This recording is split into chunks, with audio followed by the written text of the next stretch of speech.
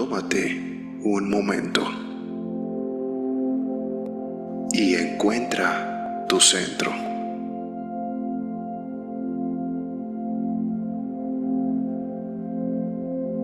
En tu cabeza.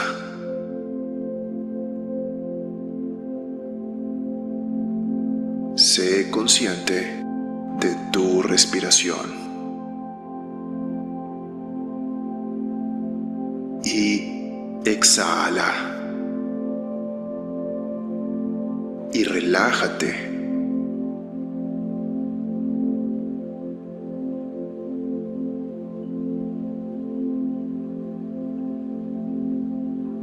Y puedes mover tu atención en el espacio del centro de tu garganta.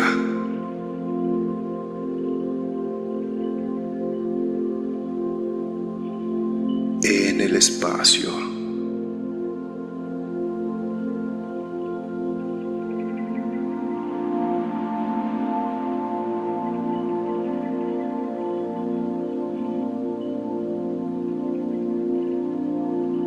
Y puedes tomar conciencia de la energía del espacio alrededor de tu garganta, más allá de tu cuello, en el espacio.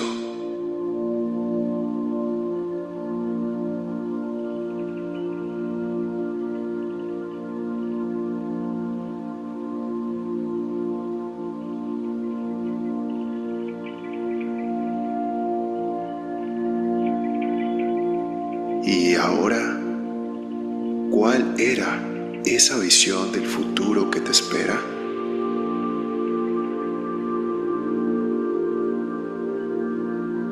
Define por esa intención y selecciona ese potencial que ya existe en el campo.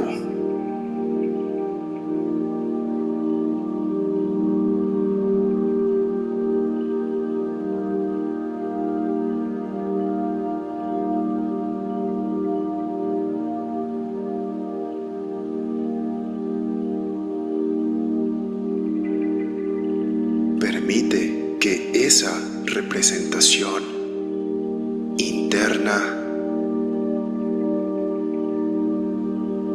sea hacia donde te diriges. Invierte tu energía en el futuro.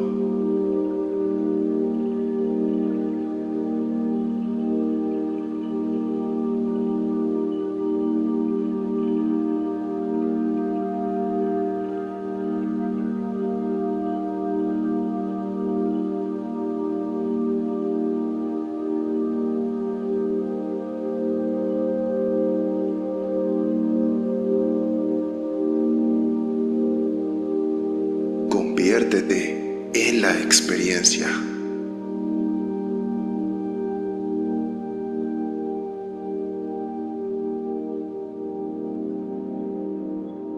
Y ahora la experiencia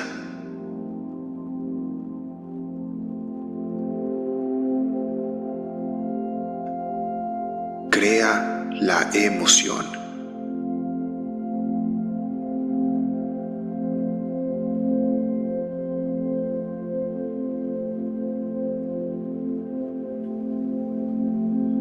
Y puedes enseñar a tu cuerpo emocionalmente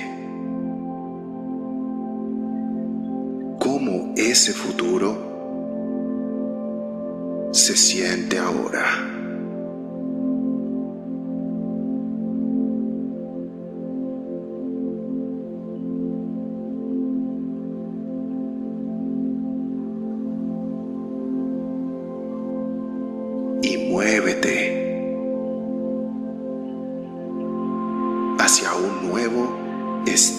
el ser.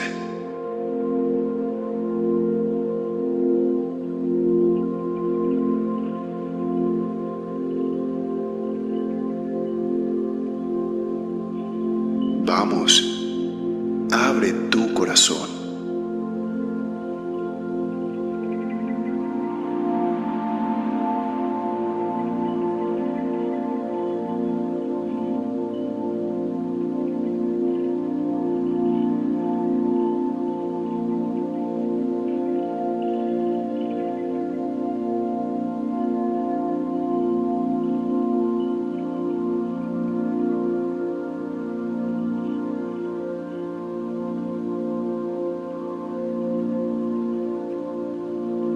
Y deja que tu cuerpo responda a una nueva mente.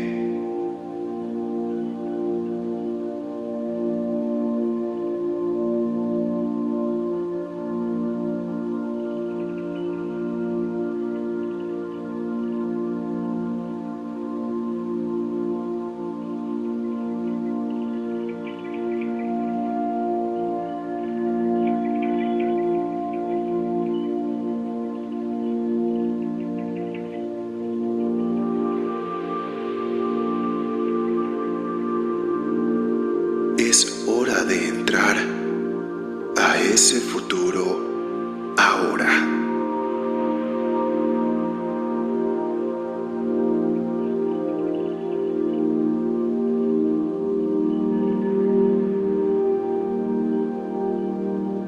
¿Qué cosas harás?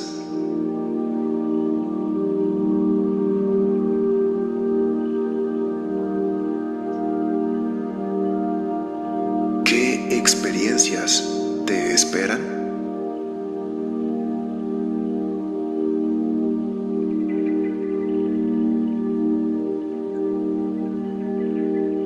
¿Y cómo las sentirías?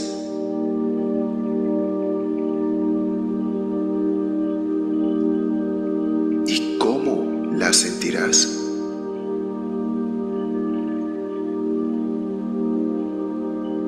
Alinea tu cerebro y tu cuerpo hacia el futuro.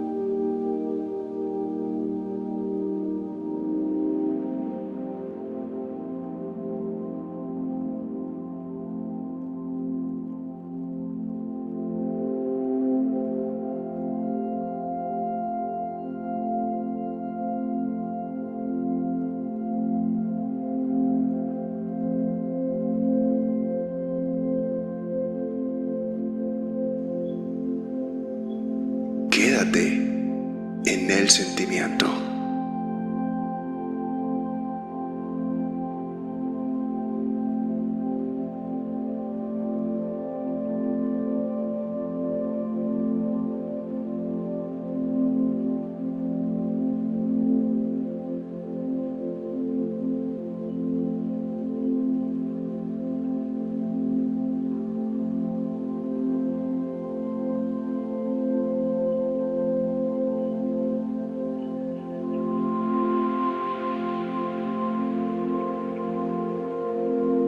Ahora es el momento de recordarte a ti mismo quién ya no quieres ser, de qué pensamientos te harás consciente que nunca se escaparán de tu conciencia hoy. ¿Qué elecciones no harás? ¿Qué comportamiento ya no demostrarás? ¿De qué experiencias te alejarás? ¿Y qué emociones y sentimientos ya no abrazarás y harán que vuelvas a sentirte como el yo familiar?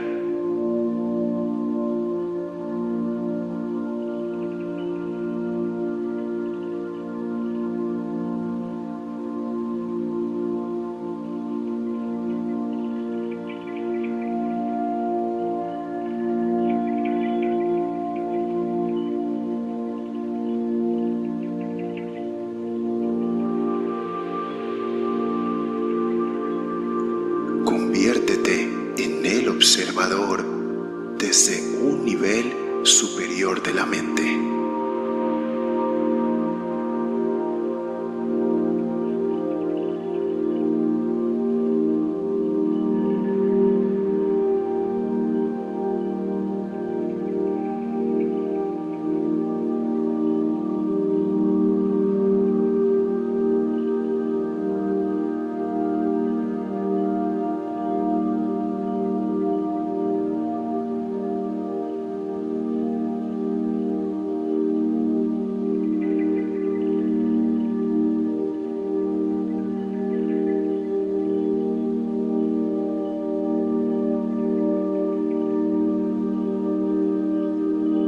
Y ahora, finalmente, es hora, una vez más, de invertir tu energía en el futuro, con una emoción elevada. Vamos, abre tu corazón y cambia tu energía. Y cuando cambias tu energía, cambias tu vida.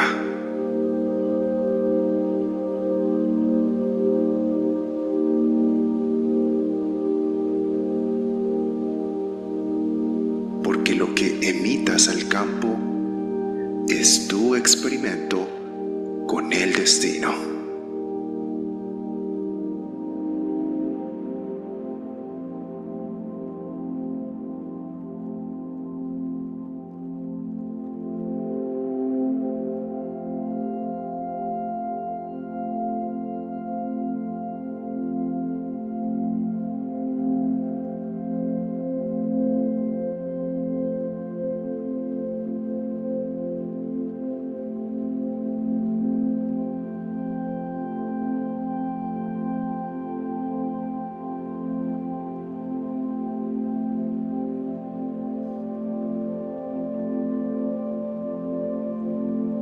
Siendo definido por una visión del futuro,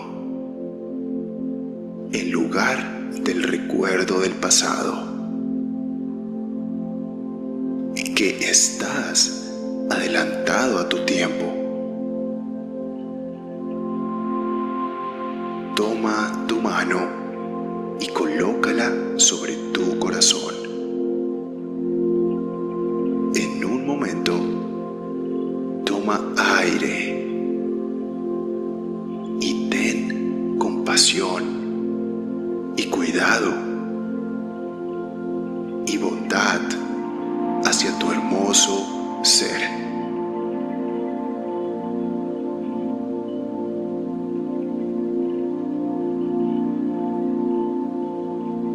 Para una nueva vida.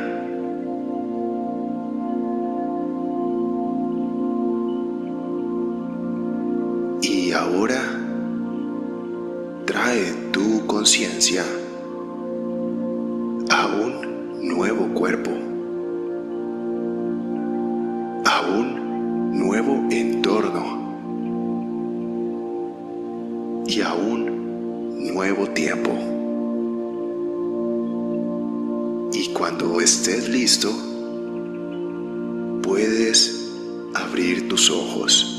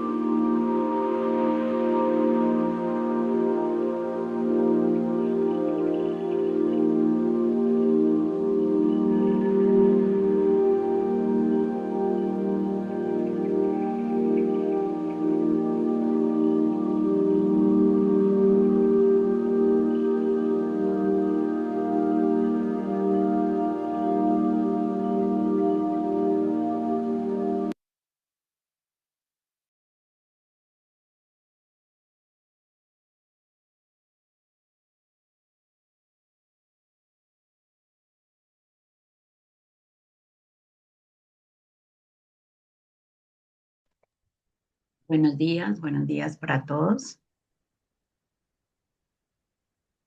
Buenos días. Buenos Buenos días, buenos días, días, buenos bendiciones, días. buenos días. Buenos días. Buenos días. ¿Cómo amanecieron? ¿Con Buenos días. frío? Excelente, excelente, mejorando y ganando.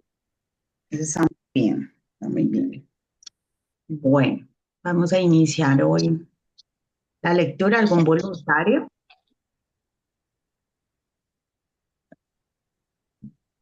Dale, yo le. Dale, mi reina. Un momentito.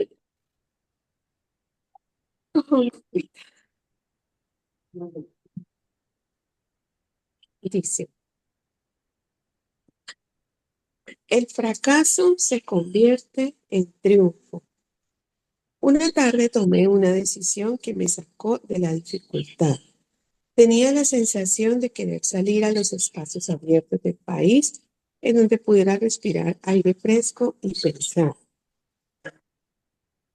Comencé a caminar y cuando ya había avanzado 7 u 8 kilómetros, de pronto me sentí paralizado. Durante varios minutos me quedé ahí parado como si estuviera adherido al camino. Todo a mi alrededor se oscureció y podía escuchar el fuerte sonido de una energía que vibraba a un rango muy alto. Mis nervios disminuyeron, mis músculos se relajaron y me invadió una enorme quietud. La atmósfera comenzó a despejarse y conforme sucedía, recibí una orden proveniente de mi interior y que surgió en forma de pensamiento. Es la forma más precisa en la que puedo describirlo. La orden era tan clara y distinguible que no podría malinterpretarla. En esencia decía, ha llegado el momento en que completes la ideología del éxito que iniciaste a sugerencia de Carnegie. Regresa a casa de inmediato y comienza a transferir de tu mente a manuscritos la información que has reunido. Mi otro yo había despertado. Durante algunos minutos me sentí asustado. La experiencia no se parecía a ninguna que hubiera vivido antes. Di la vuelta y caminé rápidamente hasta llegar a casa. Al aproximarme a casa observé a mis 3 hijos. Mirando por una de las ventanas a los hijos de nuestro vecino, quienes estaban vistiendo un árbol de Navidad en la casa contigua. Entonces recordé que era la época navideña. Es más, recordé con una profunda sensación de angustia que nunca antes había experimentado que no habría un árbol de Navidad en nuestra casa. La mirada de desilusión en los rostros de mis hijos hizo que me percatara dolorosamente de ese hecho. Entré a la casa, me senté ante la máquina de escribir y comencé de inmediato a convertir en escritos mis hallazgos sobre las causas del éxito y del fracaso. Al colocar la primera hoja en la máquina de escribir, me vi interrumpido por la misma sensación que me había inundado al encontrarme al aire libre unas horas antes, y entonces vino a mi mente este pensamiento. Tu misión en la vida es completar la primera ideología mundial sobre el éxito personal.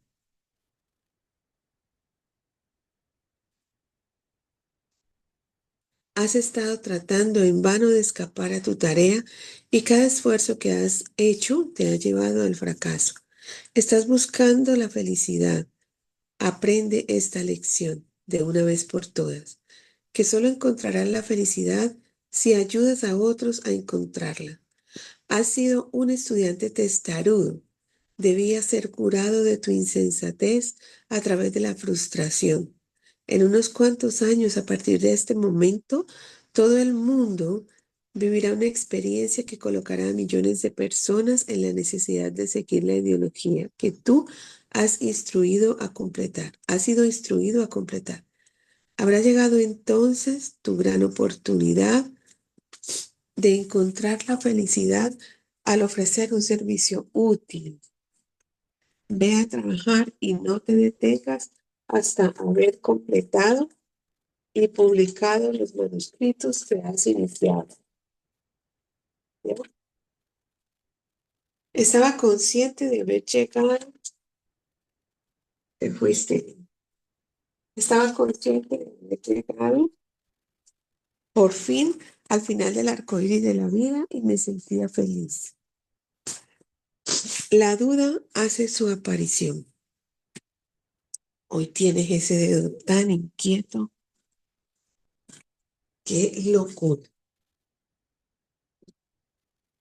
El conjuro, si es que así se le puede llamar a la experiencia, desapareció. Comencé a escribir. Poco después, mi razón me sugirió que me estaba aventurando en una misión de tontos.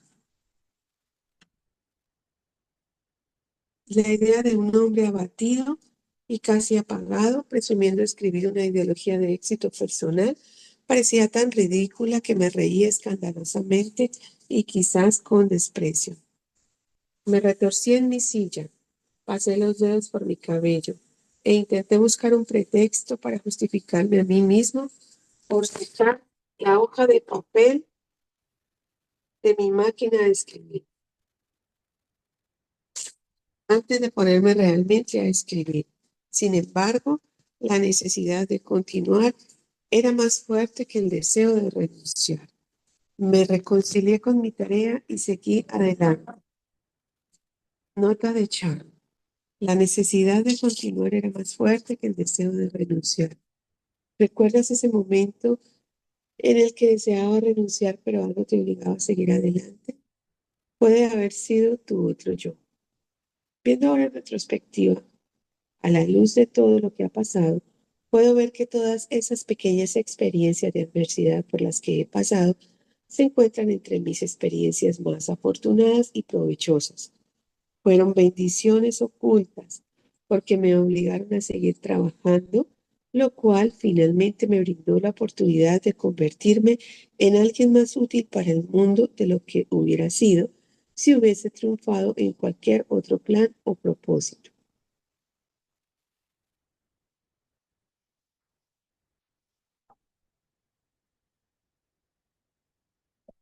Durante casi 3 meses trabajé en esos manuscritos, completándolos durante los primeros meses del año 1924. Tan pronto como estuvieron terminados, de nuevo me sentí tentado por el deseo de volver al gran juego americano de los negocios. Sucumbiendo al encanto, adquirí el Metropolitan Business College en Cleveland, Ohio, y comencé a hacer planes para aumentar su capacidad.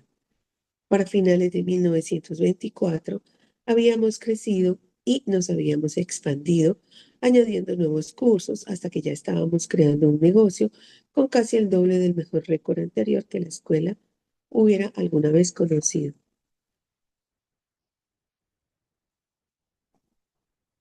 De nuevo el virus del descontento comenzó a hacerse sentir en mi sangre.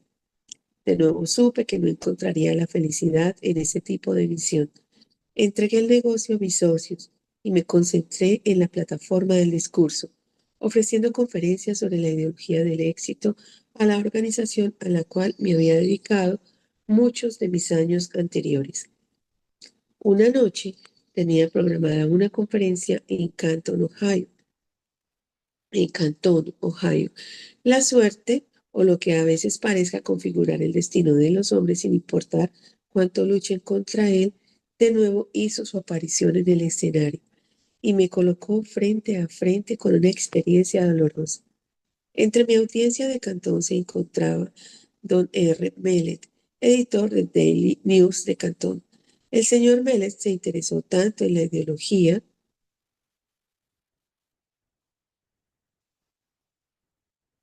del éxito personal sobre la que hablé esa noche, que me invitó a reunirme con él al día siguiente.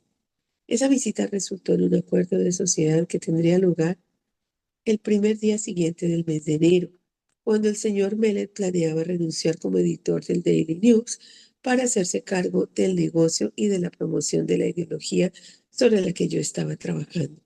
Sin embargo, en julio de 1926, el señor Mellett fue asesinado por Pat McDermott, un personaje del inframundo, y por un policía de Canton, Ohio, quienes fueron sentenciados a cadena perpetua. Fue asesinado por exponer en su periódico una conexión entre los contrabandistas y varios miembros de la fuerza policíaca de Cantón. Fue uno de los crímenes impactantes que produjo la era de la prohibición. ¿Vio? Eso está por allá veía.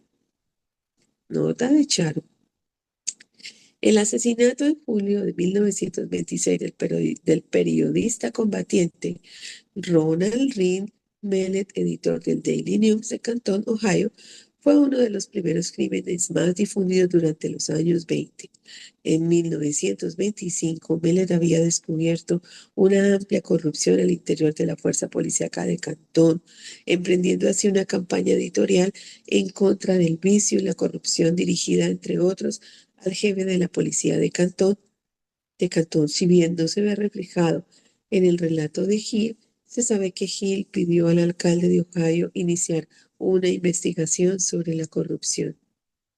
Personajes locales del inframundo y al menos un policía de Cantón contrataron a Patrick McDermott, un exconvicto de Pensilvania, para silenciar a Mellett, quien fue acribillado a balazos a las afueras de su domicilio. Se dice que los gatilleros también estaban esperando a Hill. Oh, por Dios. Sin embargo, una fortuita avería en su automóvil lo alejó del camino del agravio. El New York Times informó en un artículo del 17 de julio de 1926 titulado Más amenazas de muerte tras el asesinato del editor de Cantón, que los ciudadanos de Cantón señalaron: estamos aterrorizados por las amenazas de más asesinatos, tal y como lo relató Hill al enterarse del asesinato de Mellett, y tras haber recibido una advertencia anónima para salir del país, se dirigió a Virginia Occidental. En gran parte, gracias al trabajo de un detective privado contratado por el fiscal del condado de McDermott, dos gatilleros de la localidad y un ex detective de la policía fueron finalmente acusados del asesinato de Mellett.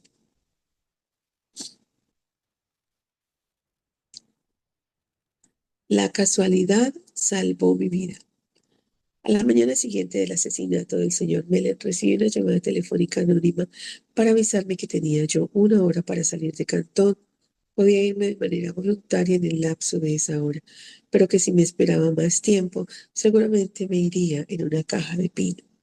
Mi sociedad mercantil con el señor Mellett aparentemente había sido mal interpretada. Sus asesinos evidentemente creían que yo estaba directamente conectado con la denuncia que él estaba haciendo en sus diarios. No esperé a que terminara el plazo de 1 hora, sino que de inmediato subí a mi automóvil y conduje hasta la casa de unos familiares en las montañas de Virginia Occidental, en donde permanecí hasta que los asesinos fueron encarcelados aproximadamente unos 6 meses después. Esa experiencia se ajustaba muy bien a la categoría descrita por el señor Carnegie de emergencia que obliga a los hombres a pensar. Por primera vez en mi vida conocí la agonía del temor constante. Mi experiencia de unos años antes en Columbus había llenado mi mente de dudas y de una indecisión temporal, pero esta la había llenado de un miedo que parecía incapaz de eliminar. Durante el tiempo que estuve oculto, raras veces salía de casa por la noche, y cuando lo hacía, mantenía mi mano sobre una pistola automática que cargaba en el bolsillo de mi saco, con el seguro abierto para una acción inmediata. Si algún automóvil extraño se detenía frente a la casa donde me ocultaba, me dirigía al sótano y examinaba cuidadosamente a sus ocupantes a través de las ventanas. Después de algunos meses de este tipo de experiencia, mis nervios comenzaron a desmoronarse. Había perdido por completo el valor. La ambición que me había animado durante los largos años de trabajo en la búsqueda de las causas del fracaso y del éxito también me había abandonado. Lentamente, paso a paso, sentí que entraba en un estado de apatía, del que temía no ser capaz de salir. Esa sensación debe haberse parecido mucho a la que experimentaba aquel que de pronto cae en arenas movedizas y se da cuenta que cada esfuerzo que hace por salir lo hunde cada vez más profundo. El miedo es un pantano que uno mismo crea.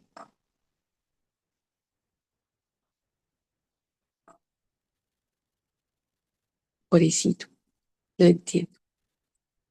Si la semilla de la locura estuviera en mi organismo, seguramente hubiera germinado durante esos 6 meses de muerte en vida.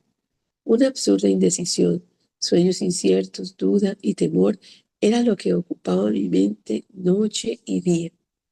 La emergencia a la que me enfrenté resultó desastrosa, de dos maneras. Primero, la naturaleza misma de esta me mantuvo en un constante estado de indecisión y miedo. En segundo lugar, el ocultamiento obligado me mantuvo en la ociosidad con su concomitante pesadez del tiempo, lo cual obviamente me preocupaba. Mi capacidad de razonamiento casi se había paralizado y me di cuenta de que yo mismo debía esforzarme por salir de ese estado mental. Pero ¿cómo? El ingenio que me había ayudado al enfrentar todas las anteriores emergencias parecía haber desaparecido por completo, dejándome indefenso. De entre todas mis dificultades, que parecían ser lo suficientemente agobiantes hasta este punto, surgió una más que parecía ser más dolorosa que todas las demás juntas. Fue el darme cuenta que había pasado mis mejores años persiguiendo un arco iris, buscando aquí y allá las causas del éxito y viéndome a mí ahora más desvalido que cualesquiera de las 25.000 personas a las que yo había juzgado como fracasos. Este pensamiento era casi enloquecedor.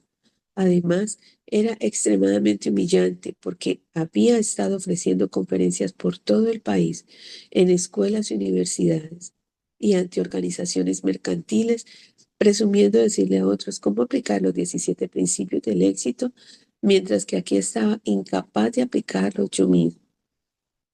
Estaba seguro de que jamás podría volver a enfrentarme al mundo con una sensación de confianza.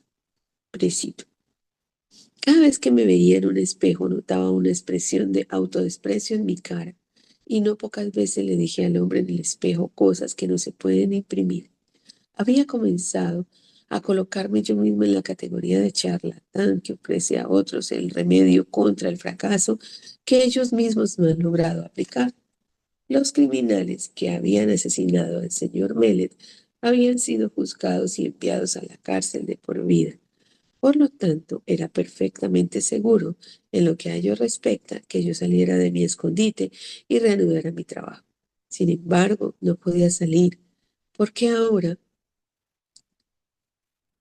me enfrentaba a circunstancias más atemorizantes que los criminales que me habían obligado a ocultarme. Esa experiencia había destruido toda iniciativa que había tenido. Me sentía en las garras de alguna influencia depresiva que parecía una pesadilla.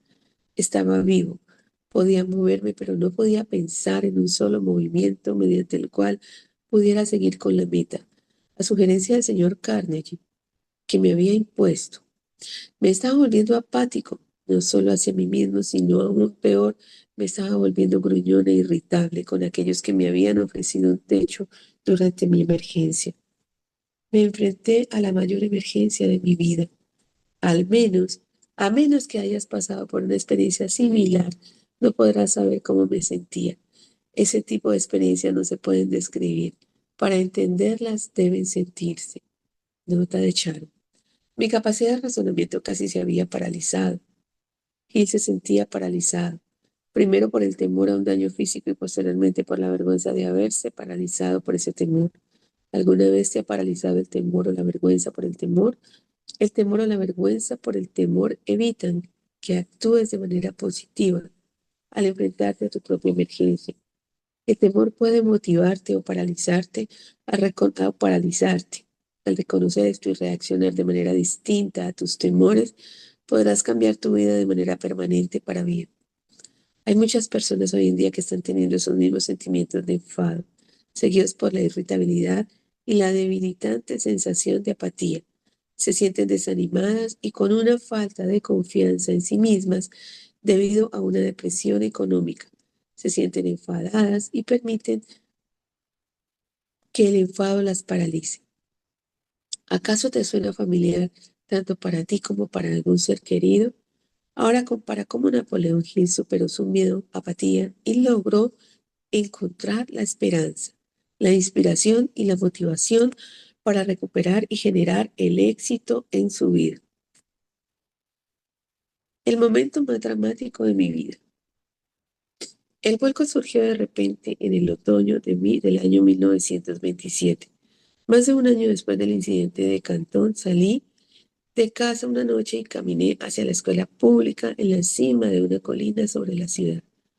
Había tomado la decisión de enfrentar la situación antes de que terminara esa noche. Comencé a caminar alrededor del edificio, intentando obligar a mi confusa mente a pensar con claridad. Debo haber dado cientos de vueltas alrededor del edificio antes de que cualquier pensamiento sistemático comenzara a surgir en mi mente. Mientras caminaba me repetía a mí mismo una y otra vez: existe una salida y la encontraré antes de volver a casa. Debo haber repetido esa frase miles de veces. Además, quise decir exactamente lo que estaba diciendo. Estaba completamente disgustado conmigo mismo, pero mantenía una esperanza de salvación. Entonces, como un rayo en el cielo, una idea surgió en mi mente con tal fuerza que el impulso hizo que mi sangre subiera y bajara por mis venas. Este momento de prueba, este es tu momento de prueba. Has sido reducido a la pobreza y has sido humillado a fin de obligarte a descubrir tu otro yo. Nota de Charo. Si los tiempos económicos actuales te han asestado un golpe conduciéndote a la pobreza y avergonzándote y dañando tu confianza, considéralo una prueba tal y como Napoleón Hill lo hizo a finales de los años 20 y a principios de los 30. Oblígate a descubrir tu otro yo, trabajando en las debilidades de tu vida y perseverando. Por lo general podrás obtener la lucidez necesaria para triunfar realmente. Por primera vez en años recordé lo que el señor Carnegie había dicho sobre este otro yo. Ahora recuerdo que dijo que lo descubriría al final de mi tarea de investigación sobre las causas del fracaso y del éxito, y que el descubrimiento por lo general surge como el resultado de una emergencia, cuando los hombres son obligados a cambiar sus hábitos y a ingeniárselas para salir de la dificultad. Seguí caminando alrededor de la escuela, pero ahora caminaba en el aire. Inconscientemente parecía saber que estaba a punto de ser liberado de la prisión autoimpuesta dentro de la cual yo mismo me había colocado. Me di cuenta de que esta grave emergencia me había brindado una oportunidad, no solo para descubrir mi otro yo, sino para aprobar la validez de la ideología del éxito, la cual había estado enseñando a otros como algo factible. Pronto yo sabría si funcionaría o no. Decidí que si no funcionaba, quemaría los manuscritos que había escrito y que nunca más sería el culpable de decirles a otros que ellos eran los amos de su destino, los capitanes de sus almas. La luna llena comenzaba a aparecer sobre la cima de la montaña. Nunca antes la había visto tan brillante. Mientras la observaba, otro pensamiento surgió en mi mente y fue este: le has estado diciendo a otros cómo dominar el miedo y cómo superar las dificultades que surgen de las emergencias de la vida.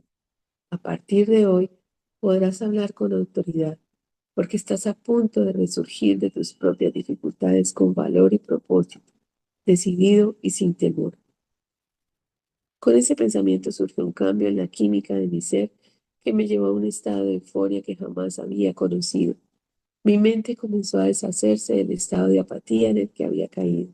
Mi capacidad de razonamiento comenzó a funcionar nuevamente. Por un breve instante me sentí feliz por haber tenido el privilegio de pasar por esos largos meses de tormento, ya que la experiencia me brindó la oportunidad de probar la validez de los principios del éxito que tan laboriosamente había desviado de mi investigación. Cuando este pensamiento vino a mí, me detuve, junté mis pies, hice una reverencia, no supe a qué, ni a quién,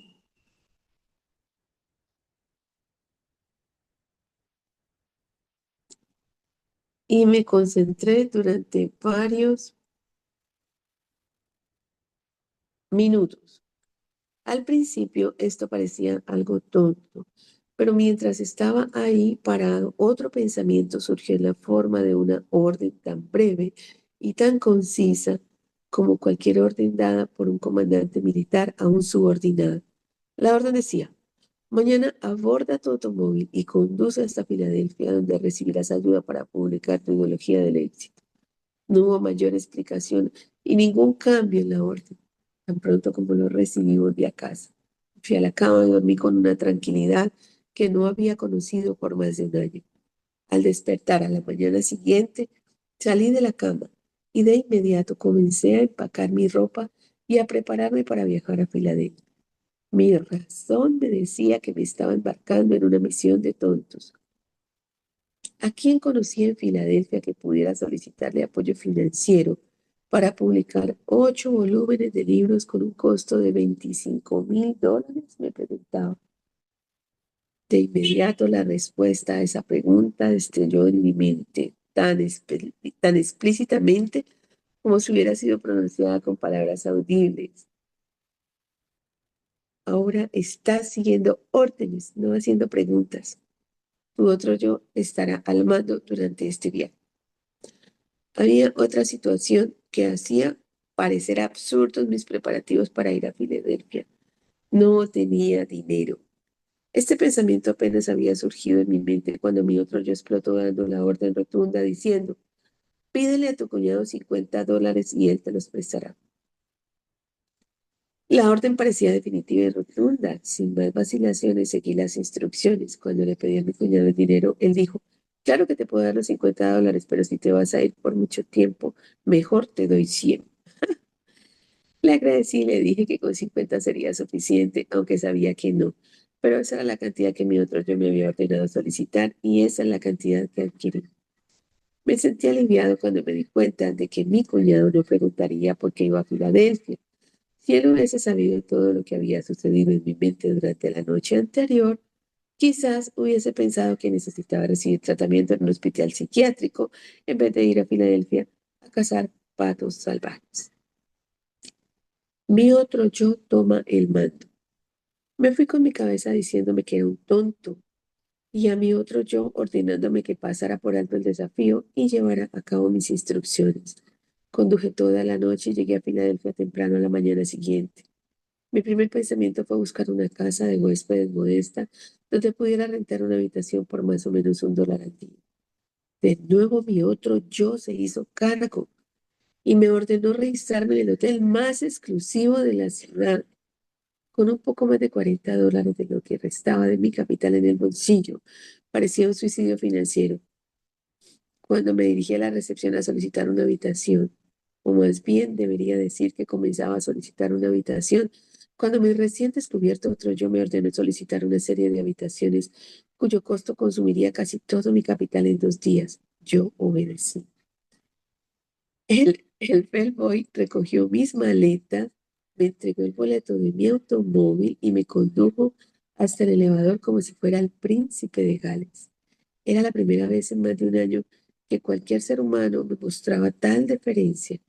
Mis propios familiares con quienes había estado viviendo, lejos de haberme mostrado respeto, sentían, o así lo creía, que era una carga en sus manos, y estoy seguro de que lo era, porque ningún hombre en el estado mental en el que yo había estado durante el pasado año no podía ser más que una carga a todos aquellos con quienes entrar en contacto. Debe ser para todos aquellos. Se estaba haciendo aparente que mi otro yo estaba decidido a separarme del complejo de inferioridad que había desarrollado. Le entregué al bellboy $1. Comenzaba a calcular a lo que ascendería mi cuenta del hotel al final de la semana, cuando mi otro yo me ordenó descartar todo pensamiento de limitación y conducirme por el momento como lo haría si tuviera todo el dinero que quisiera en mis bolsillos. La experiencia que estaba viviendo era nueva y extraña para mí. Nunca había pretendido ser algo distinto a lo que yo mismo creía. Durante casi media hora, este otro yo se dispuso a dar órdenes. que yo seguí al pie de la letra durante mi estancia en Filadelfia. Las instrucciones se daban a través de una serie de pensamientos que surgían en mi mente, con tal fuerza que podían distinguirse de mis propios pensamientos. Aquí pereza las notas de Charo, nota de Charo. Él adquirió la personalidad del hombre acaudalado que él deseaba ser. Coincidimos firmemente en que para ser opulento debes de pensar con opulencia. También es importante estar en el ambiente adecuado. Don Green, gerente general de Napoleon Hill Foundation, me dijo alguna vez: primero compré mis buenos trajes en Sotheby's, una tienda de ropa a la medida donde los ejecutivos de Eastman Kodak hacían sus compras. El propietario de la tienda tenía un letrero detrás de la caja registradora que decía: si deseas ser exitoso, primero debes vestir como tal. Sin embargo, recomendamos moderación al tratar de imitar al señor Hill, gastando dinero que él no tenía. No Listo. le creo, no le creo. Debemos escuchar la voz interior. Oiga, qué chévere, ¿no? Tan chévere. ¿Ustedes no están contentos queriendo saber qué pasó ahí después? Qué chisme tan interesante. Oiga, qué chisme tan bueno. Y Elizabeth le va quitando a uno la pantalla. ¡Qué señora! No, porque ya faltan 13 minutos. Mira que pausó algo muy curioso, ¿no? Tú dices, qué cansón las notas de Sharon, ¿no? Pero ¿sabes? Que las notas de Sharon es donde estamos sacando las preguntas que nos tenemos que hacer. No me Imagínate. gusta que me limite. Bueno, muchísimas gracias, mi Luz, por leernos el día de hoy. Y no, pues micrófonos abiertos. A ver, ¿qué ha movido esto? No, pues está buenísimo. Yo creo que nosotros mismos nos hemos sentido así, ¿cierto? Cuando no nos sentimos en coherencia por alguna razón, porque, porque no hemos podido hacer lo que tenemos que hacer, y cuando le vamos a decir a otra persona que lo haga, uno mismo se siente como mal, como él. Impresionante, me encantó esa parte. Pues imagínate que una de las notas de Sharon decía, ¿alguna vez te has paralizado por el temor a un daño físico? Y eso, y a veces, y se puede llevar, por ejemplo, ¿alguna vez te has, te has paralizado por el temor sin quitándole el daño físico? No, qué miedo. Si hago esto, ¿qué dirá de mí la gente? Eres Charo Tavares. Yo también, me ha pasado muchísimo, claro, qué susto, qué algo, uy, sí, de verdad que hay que quitarse esos temores, ¿no? Porque cuántas veces hemos dicho lo que Charo se pregunta, qué miedo, qué susto, si lo hago, ¿será que sí? Y más de una vez nos paralizamos por eso, ¿no? Y dejamos de hacer cosas por eso. Lo peor de todo es que muchas veces le decimos a los demás que son capaces, que hagan, pero no nos miramos a nosotros mismos y nosotros nos quedamos paralizados por algo que le estamos diciendo a otra persona que puede. Incluso reconociendo que esa otra persona tiene menos talento que uno.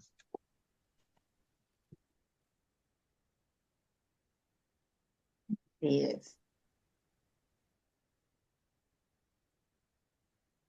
Arde con Estábamos en calma. la, Dale, los que Juli. estuvimos, los que estuvimos quemando los miedos en la hoguera, me hace acordar de eso, ya porque pues en algún momento todos tenemos miedo a emprender, las personas no están preparadas para el rechazo, ya, y es, creo que lo más duro de este tipo de negocios, ¿no? Cuando nos tomamos personal esos rechazos, y pues aquí aprendemos a entender que el miedo no es una señal, sino...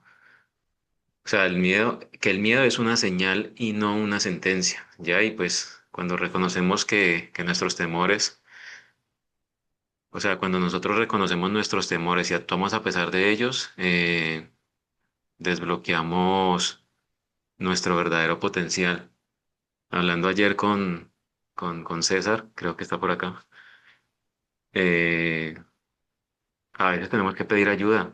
Ya no es fácil, no es fácil, pero cuando llegamos a ese grado de vulnerabilidad y de que la gente a veces cree que uno está súper bien o que vive una vida increíble y resulta que a veces para poder lograr eso hay que pedir ayuda. Y pues hoy vivimos en tiempos de cambio, o sea, muchos sienten apatía, frustración, eh, estancados, ya, y pues gracias a Dios tenemos esta herramienta poderosa, ya pues ese modelo de negocios me encanta porque pues nos da la libertad, ya nos da viajes, ahorita, reuniéndonos acá todos los días a las 6 de la mañana, nos da crecimiento personal, ya, y pues eh, llegando pues a la conclusión y para no quitarles mucho tiempo, pues el éxito no depende de evitar el miedo, sino que depende de avanzar a pesar de él, como en algún momento lo dijo, creo que fue Ingrid, no me acuerdo, que, que no debemos, o sea, cuando la gente nos dice que no, no debemos tomarlo a lo personal, sino el siguiente, el siguiente, el siguiente. Muchas gracias. A la orden.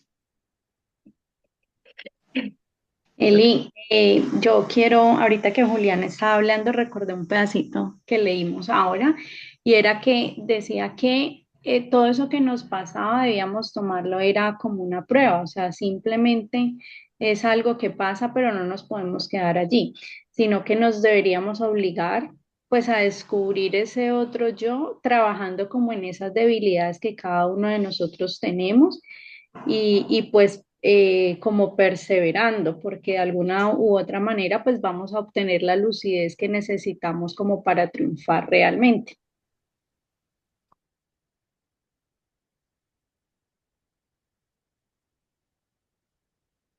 Muy bien. Tan inspirados hoy. Pero lo más importante es que yo no sé si ustedes han escuchado ese otro yo, sería la pregunta. Si alguna vez ustedes han escuchado el otro yo en acción. Sí, muchas veces uno incluso hasta pelea con ese otro yo que le dice, usted sí puede. Ay, no te escucha, Nina. Hola, que uno muchas veces pelea con ese otro yo. Por ejemplo, para mí es si yo no tengo las cosas muy bien organizadas, visualizadas, sincronizadas, para mí es muy difícil actuar. Y es muy difícil actuar porque por temor a quedar mal, por temor a que no salga como me gustaría a mí, y eso me paraliza. Yo tenía una costumbre, por ejemplo, si yo estaba en un examen y arrancaba la primera bien, la segunda bien, la tercera no la hacía, no seguía. Y a pesar de que decía yo, bueno, todo el mundo me ha dicho que siga, que después la deja para lo último, yo no. Entonces, uno se tiene que aprender a enfrentar incluso a esos miedos, porque si no se paraliza. Yo tenía un ex jefe que me decía, Ingrid, tanto análisis causa parálisis y uno debe escuchar muchas veces ese otro yo y arriesgarse. ¿Qué puede ocurrir? Pues que le salgan las cosas a uno bien y que vaya uno perdiendo esos temores tontos que uno a veces tiene en lo personal, ¿no? Porque en lo personal a mí muchas veces me he detenido es por el miedo a que las cosas no vayan a salir bien, o al menos como yo las espero. Complejo. Alice,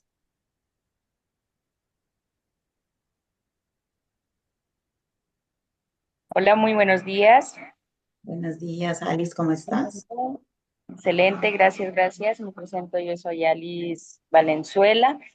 Pues hoy es mi segundo día que estoy acá en el club y quisiera conocer más sobre el proyecto y también pues agradecer a Leonardo, quien fue que me invitó y pues estoy acá para aprender más. Gracias, gracias. Bienvenida, bienvenida.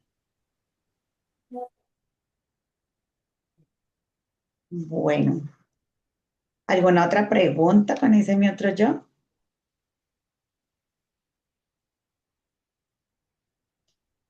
Dentro de todo el proceso de terapias y de espacios espirituales, siempre nos llevan y nos obligan a lo mismo, ¿no?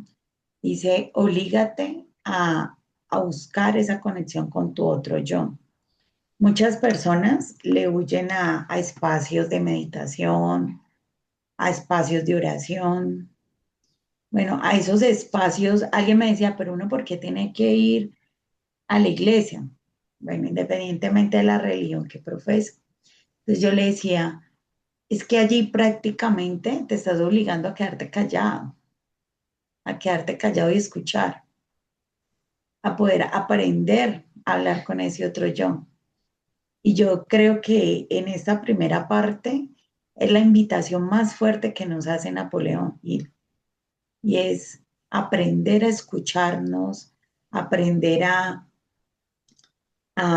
generar esa conexión interna y no solamente aprender a escucharnos, sino escuchar realmente, porque a veces oímos, pero no escuchamos, ¿cierto? O sea, oímos lo que queremos oír, mas no escuchamos lo que tenemos que escuchar. Entonces, es esa como esa escucha como consciente de qué es lo que me están diciendo y anótalo, así no estés de acuerdo, anótalo. Y ya con eso uno va reflexionando y diciendo, sí, por aquí era, o no estoy dispuesto a pagar ese precio, porque divinamente, o sea, divinamente no, tenemos en nuestras manos el poder de saber si escuchamos y obedecemos a lo que nuestro otro yo, nuestra mente nos dice que debemos hacer, o también escuchamos y hacemos lo que queramos, ¿sí? Tenemos ese libre albedrío. Dale, Leonardo. Hola, ¿cómo están? Muy buenos días. Bueno, agradeciéndoles nuevamente el espacio. Gracias por haber aceptado la recomendación del libro, porque como les dije ayer, es mi libro favorito.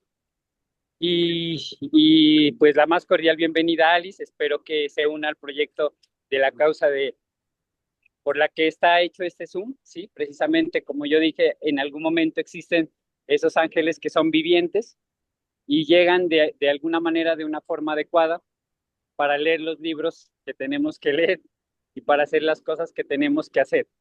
Entonces, pues muchas gracias, dejémonos llevar de la experiencia siempre es un mejor camino para poder recorrer de pronto las junglas que a veces uno no va a poder hacerlo solo, ¿sí? Realmente necesitamos siempre de un equipo. Y dejémonos llevar de la gente que tiene la experiencia necesaria para poder culminar esos proyectos que están allí. Dejen el miedo, no tengan miedo, no tengan miedo. Sí se puede, sí se puede. Si hay una persona que le dijo que no, no se preocupen, llenen esos no, porque sí se puede, muchachos.